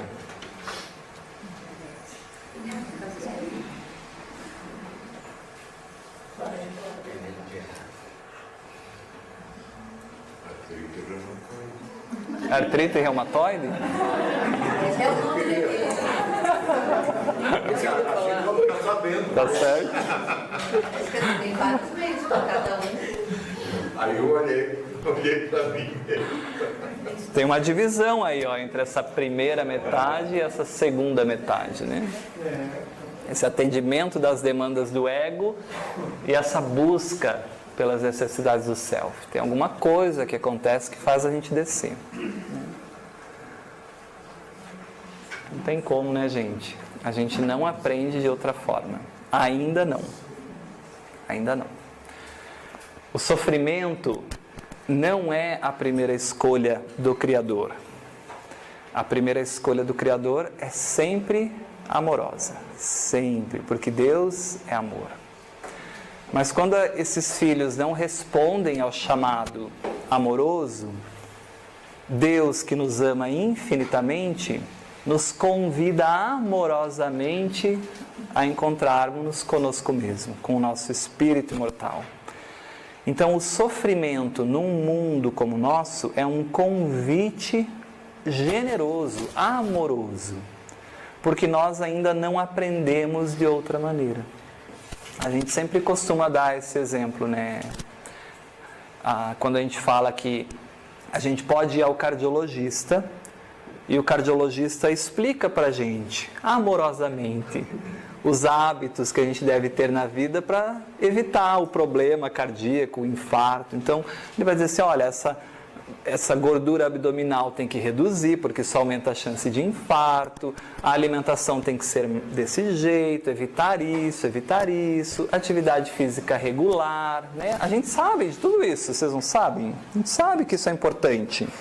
Mas quantos de nós efetivamente fazemos o que sabemos? Então, só saber não é suficiente. Só saber não é suficiente. Por mais que eu saiba, às vezes eu preciso de alguma coisa que realmente me traga para essa vivência, que amplie a minha percepção do ego. E às vezes eu só vou ter essa percepção do que o médico disse, por exemplo, nesse exemplo que estamos dando, quando eu infartar a primeira vez. Daí eu vou para o hospital, daí eu quase morro, tenho uma experiência ali de, nossa, quase fui. Né? E aí talvez essa experiência sofrível seja a experiência necessária para o meu ego se ampliar e olhar para o self e perceber, preciso melhorar a minha qualidade de vida, preciso melhorar e cuidar do meu corpo, porque eu quero ficar mais ainda no mundo, aprender, conviver com a minha família. Talvez meu cardiologista esteja certo quando ele me disse há muito tempo que eu tenho que tentar trabalhar menos e reduzir o estresse. E aí, talvez eu vá fazer escolhas que nem sempre vão aprovar, nesse olhar do self. Né? Então, nem sempre a gente aprende só por saber. Todos nós sabemos que não morremos, mas é preciso a experienciação do desapego na hora que alguma família, algum parente nosso que a gente ama desencarna. É ali que o ego amplia o holofote. É ali que a gente começa a perceber.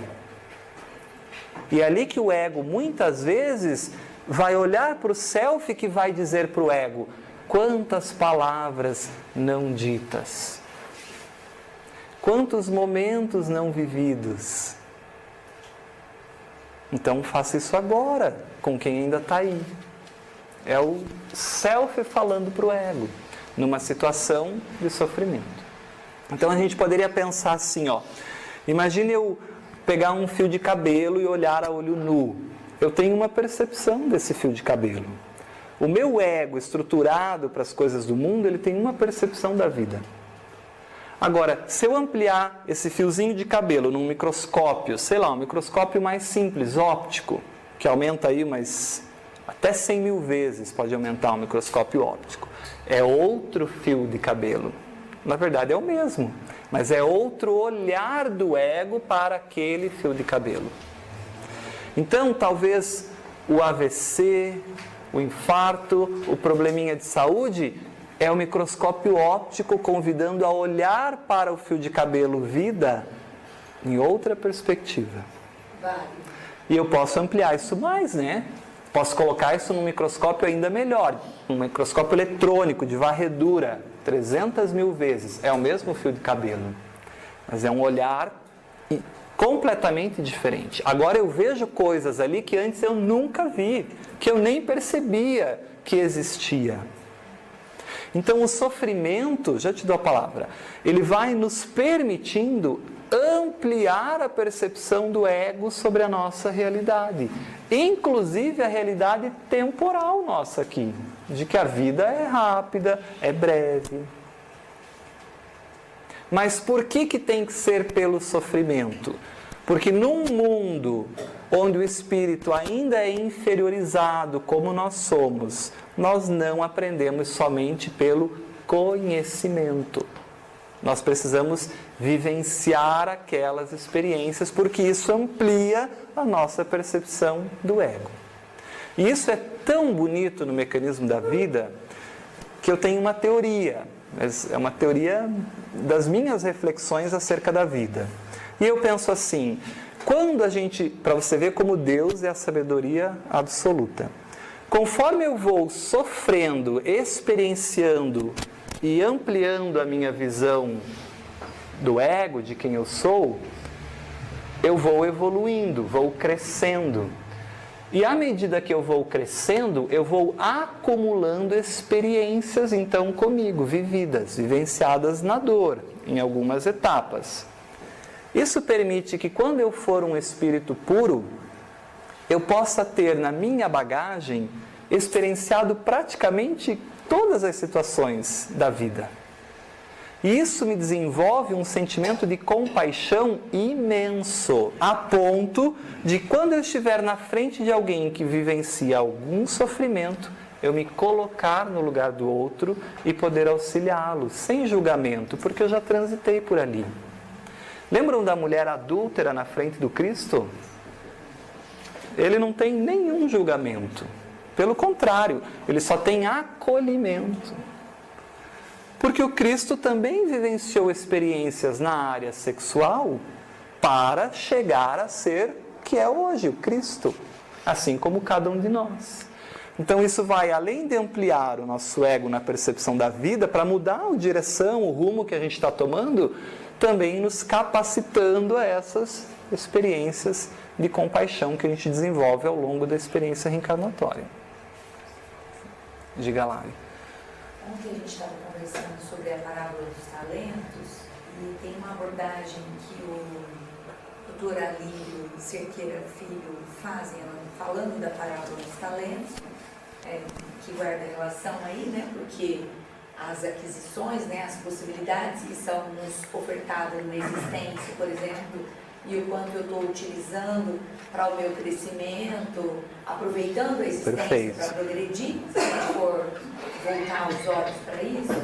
Então, frente a cada convite que a vida me faz, que seria para eu aprimorar esse meu talento e multiplicá-lo, a gente teria duas motivações. A gente poderia se apegar de duas formas, por duas motivações. Por afastamento ou por aproximação. E aí ele dá o exemplo do homem que infarta, né? Então ele chega no pronto-socorro e o médico diz para ele que não chegou a ser um infarto, que foi uma angina, então que ele precisa mudar a vida, os hábitos, e aí ele resolve que ele vai fazer caminhadas. Assim que ele volta para casa, recuperado do susto, ele resolve que ele vai fazer caminhadas. Então ele começa, a primeira semana, coloca o relógio para despertar mais cedo, porque pela agenda dele de trabalho não cabe atividade física, mas olha o susto que eu tomei, né? Então eu vou acordar mais cedo para eu poder praticar atividade física, que não dura. Então, a hora que esqueceu do susto, a atividade física já não cabe. Essa é a motivação por afastamento, porque a pessoa ela não está com foco no que ela vai conseguir com aquele esforço que ela está fazendo, mas o foco está no esforço, na dificuldade. E o ego não quer sofrer. Que difícil que é levantar mais cedo. Nossa, caminhada é tão chato, né? Porque sua, porque tem que acordar cedo, sendo que eu fui dormir tarde. Então, a motivação é por afastamento. Então, me afasta do objetivo real. Perfeito. E aí, o que vai acontecer com ele? Daqui a pouco ele vai chegar no pronto-socorro novamente, talvez o mesmo médico, quem sabe, né? Atendendo para o encaminhamento, para o tratamento do infarto propriamente dito, que ele não precisaria passar, se ele tivesse feito uma abordagem primária mais eficiente, que seria a por aproximação. Então, o que é a por aproximação? Ele entende o motivo pelo qual a vida está convidando ele para a mudança, para aproveitar aquela virtude dele, né? Aquela qualidade para que se transforme em virtude. E aí, olha, não é fácil isso aqui, nossa, como é difícil a atividade física, né? Mas olha como é importante, porque isso vai me dar uma qualidade de vida melhor, porque vai me dar mais saúde, eu vou poder manter o meu trabalho, mas vivendo melhor e ter uma saúde melhor para estar com aqueles que eu amo, né? Então, não é fácil, mas o foco não está na dificuldade, mas sim naquilo que eu vou conseguir frente àquele desafio que a vida está me propondo. E aqui o exemplo foi de uma situação física, né? Que aí era uma angina ou um infarto mais lá para frente, mas pode ser para qualquer convite da vida. Para qualquer experiência. E talvez mais difícil, né? Porque uma condição física a gente consegue abordar fisicamente, né? Então eu tive um infarto, eu vou lá, boto um stentezinho, abro a artéria e tá tudo bem. Agora, e se a vida resolve por me convidar por uma condição emocional, psicológica, Exato. eu vou colocar stent em que lugar, né? Então, talvez a gente tenha que pensar em relação a isso, nesses nossos mimimis da vida, né? E é importante isso que você fala, porque antes de haver esse sofrimento, a vida vai nos trazer os convites amorosos. Porque mesmo no mundo de provas e expiações, que a gente tem dificuldade para aprender, entendendo, respeitando os convites para aproximação, ainda assim Deus não desiste de nós, em nenhum momento. Então, se você perceber naqueles momentos em que você passa por sofrimentos, antes disso, parece que há sinalizadores na nossa consciência. Parece que há uma voz que nos orienta como a gente deve agir. E de forma geral a gente acaba não ouvindo e vai seguindo outros caminhos que nos levam a esse sofrimento, né? Agora, sem dúvida, em mundos mais aprimorados, o sofrimento não tem espaço, não cabe, porque as experiências pedagógicas de que Deus se utiliza para esse convite, nós nem fazemos ideia ainda de como isso se processa, né? Qual é o convite? Você imagine você ter um filho que você possa educá-lo pelo conhecimento e pelo exemplo. Então, ele aprende, olha para você e pronto, vai fazer aquilo. Talvez num mundo feliz seja assim. Talvez lá, como o espírito já é mais desenvolvido no valor psicológico, ético-moral, realmente ele não precisa de uma infância tão longa quanto na Terra. Então lá a infância é muito curta.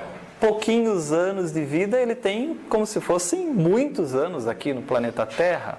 Porque lá a mãe não precisa, os pais não precisam desse cuidado por 7 anos com a criança, né? Depende dessa maturidade que o espírito tem. Então, cada mundo comporta necessidades especiais para o próprio mundo, seguindo uma ordem criada por Deus, da qual a gente não faz nem ideia de como é esse processo, né? A gente tem algumas suposições pela lógica, pela racionalização. Mas o sofrimento não é ad eternum, né? Tem dia para acabar, né?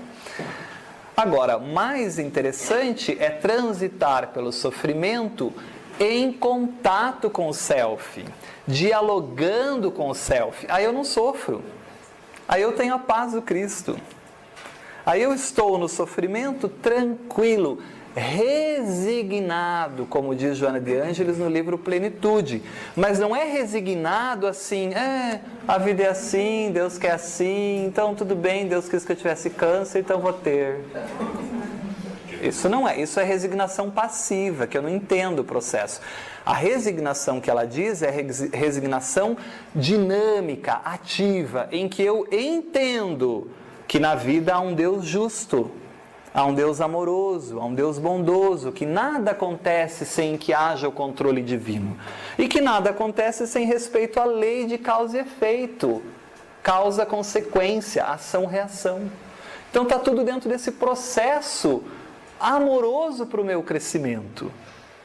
Então, transitar pelo sofrimento no diálogo com o self é dizer: muito obrigado pela oportunidade de crescimento. Não vai ser fácil, eu sei que não vai ser, que vai doer, que vai ter momentos que eu vou desabar, que vai ter momentos que eu vou me sentir desamparado, mas que nesses momentos eu possa ter a lucidez de buscar a Ti. E aí a gente sintoniza com Deus na oração, com o mundo espiritual, com o Deus interno, com o self, e transita por aquilo resignado, entendendo, mas fazendo todos os esforços para vencer aquilo. É completamente diferente os dois tipos de resignação, né? Então a meta da vida é o ego integrar-se. Integrar-se a quem? Self. gradativamente e de maneira equilibrada ao conteúdo pleno do inconsciente e expressar agora de maneira consciente, né, toda a potencialidade do ser que corresponde ao espírito imortal. A cada existência, o ego dá um passo a mais na percepção do inconsciente, bem como na fusão ou integração com ele, no sentido que o Cristo dizia: brilhe a vossa luz. A cada momento que esse self vá brilhando cada vez mais e integrando. Além de mais tem, mais que será dado. Perfeito. Aquele que pensa que tem, aquele que pensa que até o que pensa que tem, ele será retirado. Então, enquanto no ego, é um problema sério. Perfeito. Você acrescenta e você leva. Perfeito. Você não perde mais. Isso aí. Os valores do ser. E aí ela continua, em busca da verdade, no prefácio do livro. É através do processo de maturidade psicológica, ela fala de infância psicológica, agora ela vai falar de maturidade psicológica, que o self vai se libertando das camadas que lhe dificultam o conhecimento. Quanto mais maduro o psicológico é o indivíduo, mais o self dialoga com o ego. Vai se libertando das camadas que o ego cria para esconder o self. Desde que vitimado pelo ego, com todas as suas heranças do primitivismo, olha aqui a necessidade das satisfações primárias só que a gente quer. É aqui a herança desse período. Especialmente na área dos instintos, né? Barriga cheia, família protegida, é isso que precisa. E até hoje isso é a busca de muitas pessoas. Mantém-se adormecido. Então o ego adormece totalmente o self. Não permite essa expressão do self, né? É somente com a maturidade psicológica que o self vence todo esse mecanismo que o ego cria de se vincular às heranças do primitivismo, buscando as necessidades instintivas somente. Ter, possuir, né, cada vez mais, sem a possibilidade de libertar a essência divina de que se constitui. Então, o grande propósito da vida é dialogar-se conscientemente com o self e buscar isso que eu quero, que eu vim fazer no mundo, conscientemente integrado ao self. Né? Fica claro essa dinâmica da vida? A benfeitora vai trabalhar isso muito nos conflitos existenciais, porque ela não vai chamar sofrimento de sofrimento, né? Ela vai chamar de oportunidades pedagógicas de crescimento do self. É o bem sofrer. Beleza? Então agora a gente consegue entender um pouquinho melhor ali naquela leitura. Nós lemos esse aspecto, então estamos falando aqui de autodescobrimento, capítulo 12, né? Libertação pessoal dentro do capítulo Triunfo sobre o Ego. Nós lemos essa primeira parte, vamos rapidamente relembrar, a semelhança de alguém que sobe uma montanha e passa a ter uma visão mais ampla dos horizontes, quanto mais altos e maior a conquista da sua paisagem, a superação do ego permite uma identificação com o self, profunda com si, que se desvela manifestando a sua procedência divina e arrebatadora. Nós vimos isso. Por que a gente tem essa dificuldade? Porque a imersão no corpo faz eu esquecer quem eu sou. Eu me identifico com a matéria, com a personalidade temporária do ego e os apegos injustificáveis à matéria. Mecanismos de segurança do ego, autossegurança, autoproteção, aquilo que o ego vai buscar. Embora, não obstante, a transitoriedade dos implementos orgânicos. Veja que é uma ilusão, né? A gente luta pelas coisas da matéria, embora seja tudo transitório. É uma coisa doentia, né? Vou ter que deixar tudo isso uma hora. O esquecimento, né, ou o embotamento da visão espiritual produz-lhe o bloqueio para as aspirações relevantes. Enquanto eu estou identificado com o ego, eu esqueço o que eu vim fazer. Eu esqueço o objetivo maior da vida. As aspirações realmente relevantes da vida. que não são apenas as de conquistar o mundo, mas também conquistar a si mesmo, né? E aí eu fico retido em que movimento do ego? Ambição desmedida da conquista do prazer, por extensão de tudo quanto culmina em sensações imediatas. É o ego querendo prazer, satisfação pessoal, instintos primários, como ela diz, né? Tudo isso. A conquista do self, ou do si, impõe-lhe ruptura de todas as amarras. Eu vou ter que me libertar dessas amarras que o ego prende o meu comportamento, ampliando-lhe as perspectivas existenciais que eu vim fazer aqui e as realizações não mais superficiais do ego, mas agora profundas do self. Imagine didaticamente assim, a psique como um círculo e o self como um centro, um núcleo lá no fundo. É profundo, né? Só didaticamente, porque isso não existe, tá? É tudo, né? Na psique. Mas a gente pode entender a psicologia profunda que aborda o inconsciente, né? Como essas camadas mais de difíceis acessos para a consciência. Camadas mais profundas didaticamente. Existem camadas que a consciência acessa mais facilmente, são mais superficiais. Tem camadas mais profundas. O ego e a consciência é bem superficial. Depois a gente vai aprender que o ego se relaciona com o mundo, persona, camada superficial. Daí a gente vai ver que forma em oposição a sombra no inconsciente, mas ainda é superficial, dá para acessar. Mas tem camadas mais profundas desse inconsciente, ânima, ânimos, complexos, arquétipos, self, o arquétipo primordial, que é o self, né? E aí isso é mais difícil de acessar. É legal registrar o desenho das pastinhas para entender essas partes, é bem legal. Isso aí. Então, como o Vanin gosta de lembrar, estamos falando da estrutura da psique, mas a gente está falando de ego ainda, né? A gente está na primeira estrutura, ego. A gente nem saiu ainda daí. Depois nós vamos para o inconsciente. Daí a gente vai começar a ver tudo isso. Inconsciente, pessoal, coletivo e tudo que compõe esse inconsciente. Quanto maior, olha o que ela vai dizer, for a capacidade de entendimento. Capacidade de entendimento do quê? Da vida, do que eu faço aqui. Lembra que ela diz antes que tem que parar e refletir profundamente sobre o sentido da vida? Senão não tem como se conectar com o self. Quanto maior for a capacidade de eu parar, refletir e compreender o que eu faço aqui, e naturalmente me desapegar das coisas, porque eu entendo que tudo é transitório, o que é material é transitório. Então, quanto maior a capacidade do ser de fazer essas coisas, maior é o diálogo que ele estabelece com o self. Mais amplas perspectivas de conquista se lhe desenham atraentes. Ele começa a ver o mundo de outra maneira.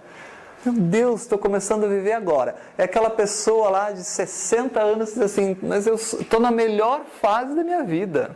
Estou feliz, realizado, agora eu faço o que eu gosto, estou descobrindo coisas que eu nem imaginava que tinha, e sendo feliz, e vinculando as minhas amizades, são valores do self.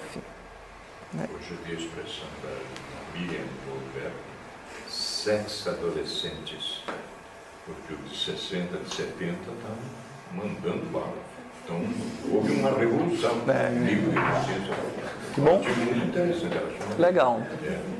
Sexo, 60, adolescente. E naturalmente, se eu me abro ao self, eu preencho os espaços dominados, que eram dominados pelo ego, mas que agora se abrem a novas possibilidades, que são possibilidades do self, novas realizações. Esse desapego da visão egóica, material, né? Agora se abrem a novas possibilidades do self, né? A saída dos interesses objetivos, sair dessa coisa objetiva da matéria, né? Esse sol que vai para o meio-dia, que é racional, egóico, né? Enseja, oportuniza o infinito campo do mundo subjetivo, que é o inconsciente, transcendente, que tem que ser penetrado por esse ego. Tal qual afirmava São Boaventura, ou o doutor Seráfico. Olha, ela cita um personagem histórico, importante estudar aí um pouco a biografia, né? Que influenciou muitos místicos medievais ao anunciar que são 3 os olhos pelos quais se observa: o da carne, o da razão e o da contemplação. E aí a gente vai ter que entender que para a gente sair do interesses objetivos, eu tenho que parar e contemplar, que é o que a gente comentou antes. Senão eu não saio do processo automático objetivo. Não saio. Então, se eu estou só no objetivo, eu estou nos olhos da carne, da razão. Quando eu vou para os olhos da contemplação, eu estou no parar e olhar para o inconsciente, como a gente discutiu lá. Aqui que a gente brincou, né? Por isso que o mundo não para, por isso que a sociedade não para, está sempre envolta. Porque se parar, tem que ouvir as coisas que esse inconsciente vai falar. E aí estava tão bom quando a culpa não era minha. Agora eu vou ter que perceber que o problema sou eu. De preferência, não mudar a rotina. Exatamente. Beleza, aliás, é o que está acontecendo. Então, o olhar com os olhos da carne é o ver por ver, né? É a capacidade que a gente tem de enxergar a matéria, simplesmente a matéria. É da consciência isso. O olhar da razão é um pouquinho mais refinado que o da carne. Ele nos permite olhar para algo, nos permite olhar para alguma coisa, mas já racionalizando, já pensando. O olhar da carne é olhar por olhar. O olhar da razão é olhar e analisar. Tem alguma coisa a mais ali, né? Ele é um pouco mais aprimorado, já dá uma análise mais analítico daquilo. Mas é ego. Agora, a contemplação, a gente comentou na semana passada, é um olhar especial, é o contrário. Não sou eu que toco o objeto, é o objeto que fala comigo, né? Então, a nossa percepção sobre o objeto modifica. E aí a benfeitora trabalha esses aspectos. O primeiro olhar da carne enxerga o mundo material, exterior, as dimensões relativas do tempo e espaço, os objetos, as coisas, as pessoas, preso às sensações imediatistas. É o mundo, é o que eu vivo aqui.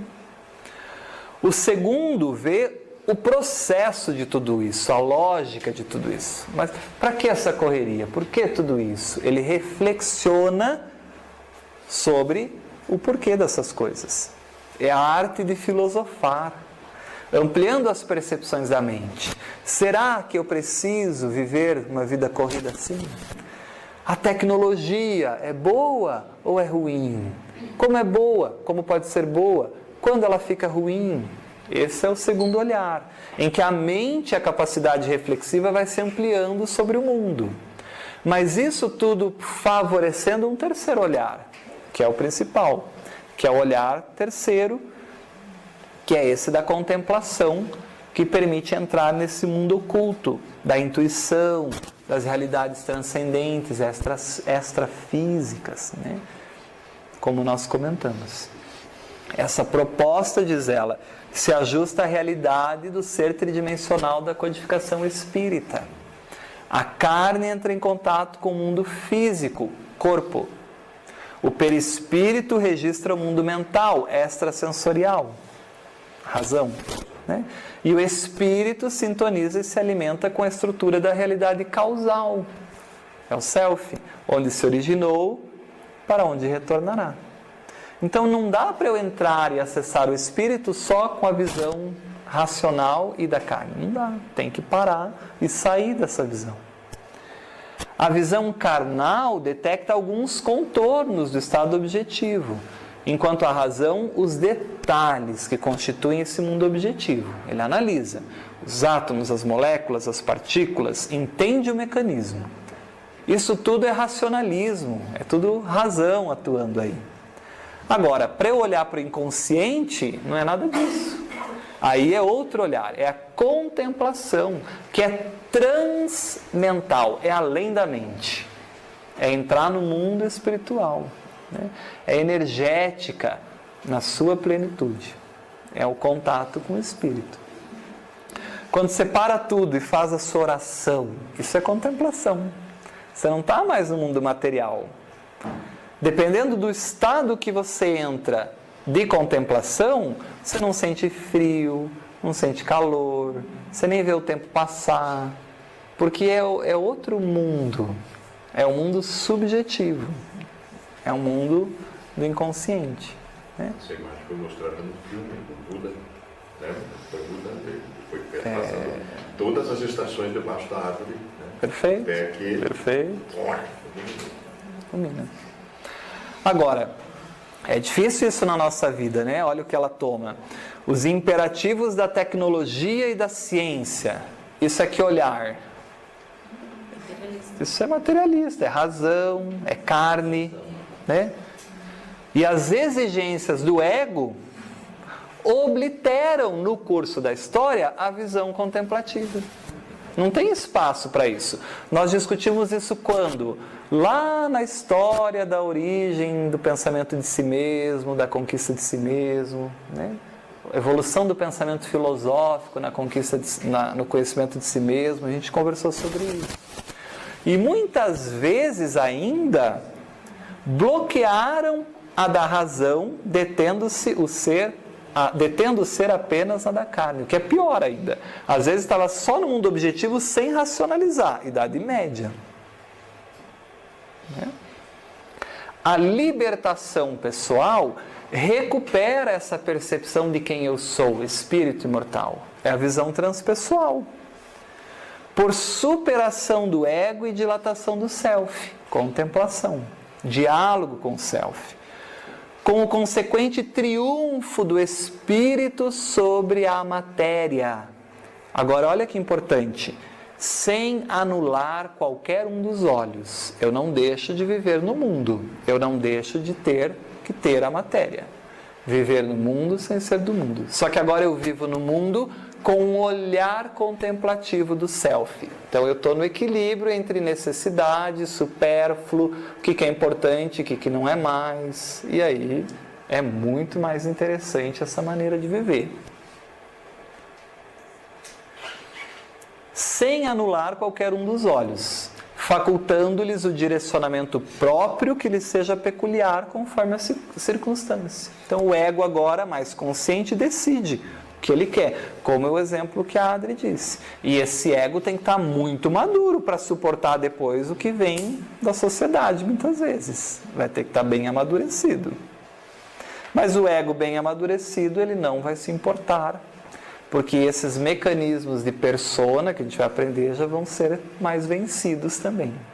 Né? Paulo chama atenção para nós. Tudo me é lícito, mas Sim. agora já não me convém. Perfeito. Opa, antigamente eu topava qualquer negócio. Agora. Perfeito. Como ele diz também... Abrir o olho. Perfeito, Vanini.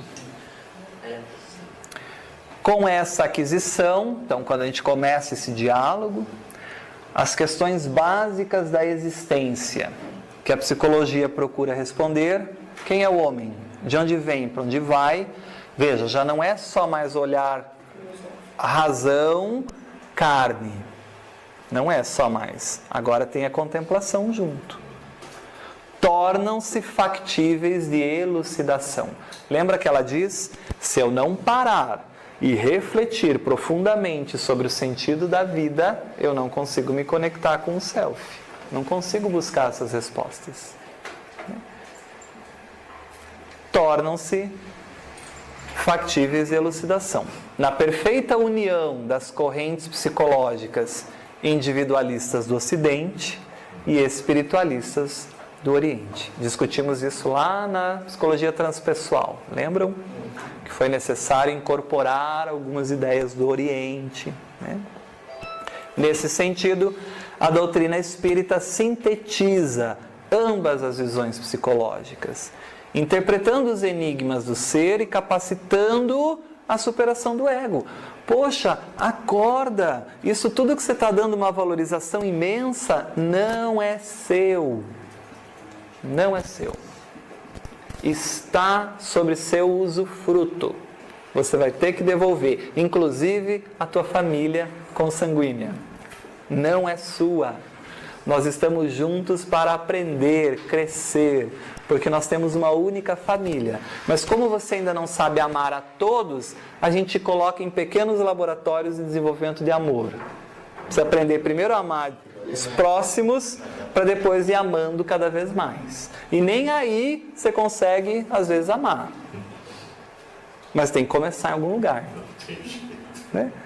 Por isso que no livro Desafios da Vida Familiar, Camilo vai dizer que a família é um laboratório de experiências do Espírito. E eu costumo dizer que laboratório, dependendo da mistura, explode. Né? Dependendo da mistura que faz ali na família. Né?